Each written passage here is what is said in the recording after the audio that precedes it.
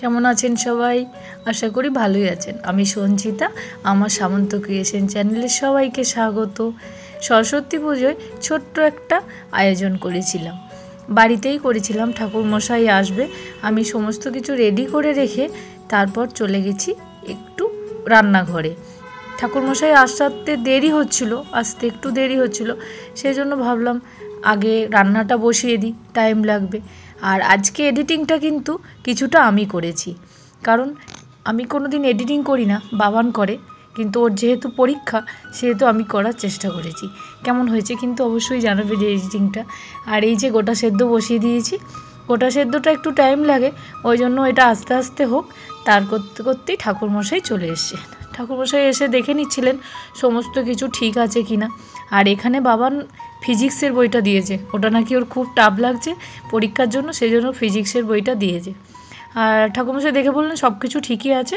তো পুজোতে আমরা বসে পড়েছিলাম। পুজো হয়ে যাবার পর একটু গোটা সেদ্ধ দিয়ে মুড়ি টুড়ি খেয়ে তারপর আমি আবার চলে গেছি রান্নাঘরে।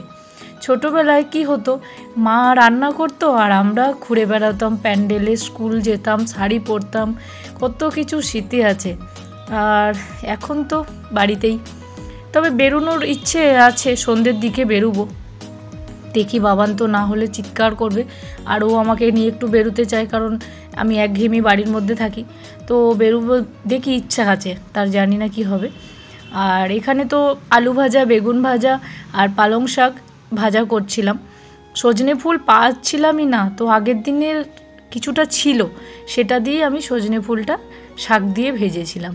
মোটামুটি ছোটোখাটোর মধ্যে একটা ভালোই আয়োজন হয়েছিল।